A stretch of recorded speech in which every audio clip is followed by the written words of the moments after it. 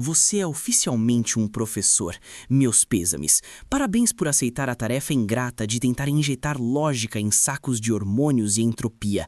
Esqueça o marketing do artesão do conhecimento ou o transformador de vidas. Você é, na verdade, um domador de primatas em fase de maturação cortical tardia, um para-raios de uma tempestade de mediocridade institucional brasileira. O sistema te vendeu a ideia romântica de que você é uma tocha na escuridão, mas a realidade é que você é apenas biomassa descartável tentando impedir que 30 espécimes se canibalizem em uma sala sem ventilação adequada. Você não está formando o futuro do país. Você está gerenciando a decadência cognitiva de uma geração que tem a atenção de um peixe dourado sob efeito de anfetaminas. Ser professor no Brasil é um erro estatístico gritante, uma falha na seleção natural onde o indivíduo decide trocar sua sanidade mental por um salário que mal cobre o custo da sua própria necrose existencial. O romantismo da área é uma camuflagem evolutiva para esconder o fato de que você é a peça mais barata em uma engrenagem de moer gente. Você entra em sala achando que vai semear ideias, mas logo percebe que o solo é de concreto e você esqueceu as sementes, em casa, junto com sua dignidade. O seu propósito é apenas um mecanismo de defesa psicológico para não admitir que você é um monitor de creche de luxo para adolescentes que te odeiam por padrão biológico. Bem-vindo ao topo da pirâmide do arrependimento. Sua gestação acadêmica foi uma piada cruel de 4 anos. Você passou metade do curso mergulhado em teorias de Paulo Freire, Piaget e Vygotsky, acreditando piamente que o diálogo e o afeto seriam suas armas biológicas definitivas contra a ignorância. Quanta ingenuidade! Sua fase de ninfa foi o estágio obrigatório em uma escola estadual de periferia, onde você percebeu subitamente que a teoria construtivista não sobrevive 5 minutos a um ventilador de teto que gira como uma hélice de helicóptero prestes a decapitar alguém. Você era biomassa descartável, um protótipo de educador jogado em um ecossistema onde o giz é um recurso escasso e a paciência é um conceito puramente abstrato. Enquanto seus colegas de outras áreas buscavam trainees em multinacionais com ar-condicionado e café gourmet, você estava decorando cartazes com EVA e cola quente, uma atividade de baixíssimo valor energético que só serviu para cimentar sua posição na base da cadeia alimentar. Você nasceu para o sacrifício sistêmico, emergindo da universidade com um diploma que tem o peso de uma âncora e a utilidade prática de um guarda-chuva em meio a um furacão de categoria 5. Sua formação não foi um aprendizado, foi um processo de domesticação para que você aceite o chicote com um sorriso pedagógico no rosto, acreditando que a falta de recursos é apenas um desafio criativo a ser superado pela sua resiliência patológica. Seu corpo é hoje um monumento à entropia e ao descaso evolutivo. A seleção natural deveria ter te dotado de 4 braços para lidar com a burocracia e cordas vocais revestidas de titânio. Mas em vez disso, você tem uma laringe que voa como papel de lixa após a 3ª aula da manhã.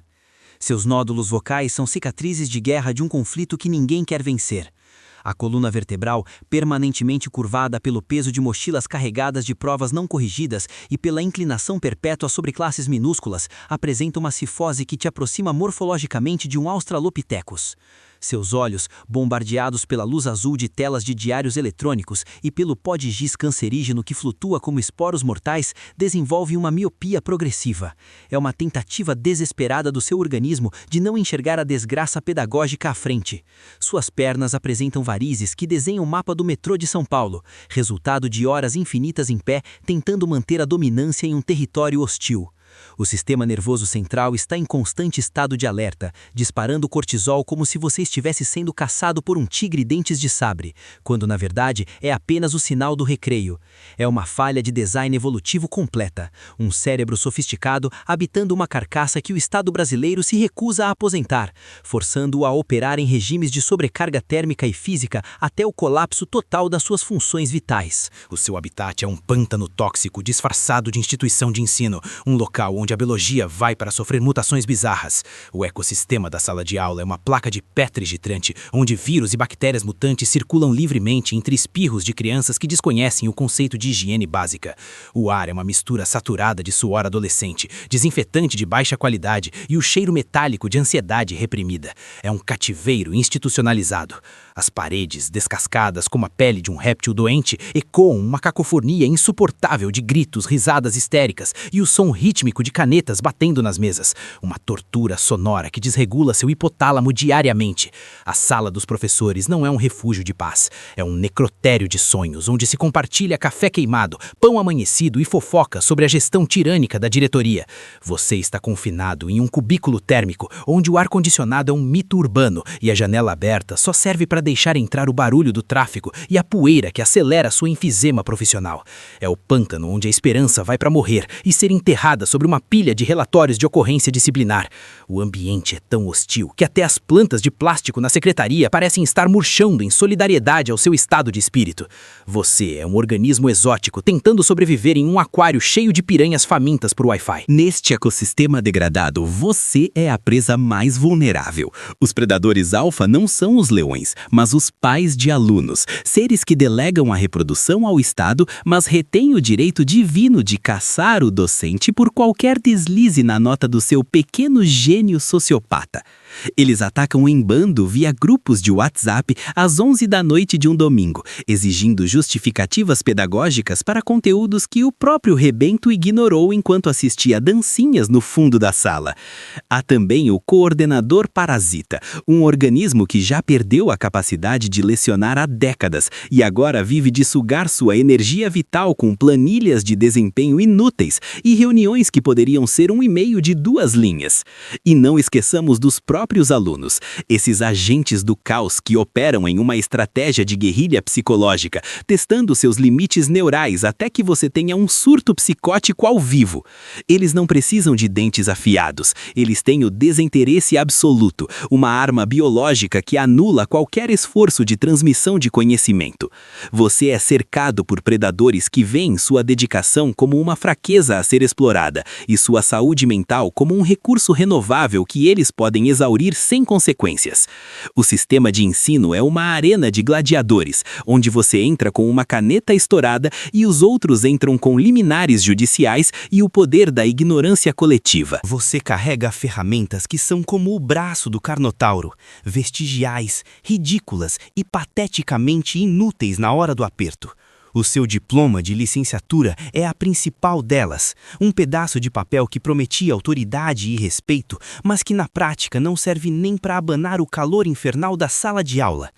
O sistema de ensino te obriga a seguir a BNCC, um calhamaço de diretrizes tecnocráticas que tentam padronizar o caos humano em competências e habilidades, como se você estivesse programando robôs de última geração e não tentando explicar a regra de 3 para alguém que não sabe ler as horas em um relógio analógico. Os recursos tecnológicos da sua escola são fósseis de uma era esquecida, computadores que demoram uma era geológica inteira para ligar e projetores que exibem uma imagem tão lavada e fantasmagórica quanto sua própria dignidade. Você tenta usar metodologias ativas, mas a única atividade real é a sua tentativa frenética de manter o controle mínimo da turma enquanto o data show queima a lâmpada pela 3ª vez no mês.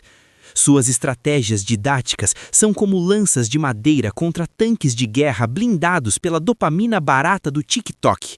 É uma luta desproporcional, onde sua única ferramenta real de sobrevivência é o sarcasmo clínico, que a maioria dos seus alunos sequer consegue processar por falta de vocabulário básico e interpretação de texto. Seu ciclo metabólico é uma busca desesperada por proteína financeira em um ambiente de escassez absoluta e inflação galopante. Você sobrevive em uma escala 6x1 disfarçada de planejamento, levando quilos de trabalho para casa, o que significa que seu período de repouso biológico é ocupado pela correção de centenas de provas que são verdadeiros atentados terroristas contra a língua portuguesa.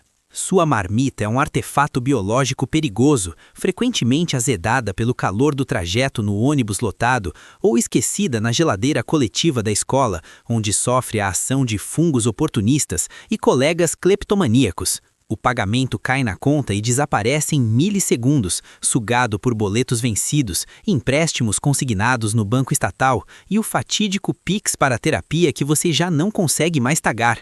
O Serasa é seu predador financeiro constante, marcando seu território em cada notificação de SMS no seu celular quebrado. Você vive em um estado de catabolismo profissional extremo, onde seu corpo consome seus próprios sonhos e reservas de serotonina para manter o coração batendo até o próximo 5º dia útil. É uma dieta miserável de café extra forte, pão dormido e a humilhação constante de conferir se o bônus de merecimento vai cair na data certa ou se foi retido por uma falha burocrática no sistema do governo estadual. Sua sobrevivência é um milagre termodinâmico que a física ainda não conseguiu explicar.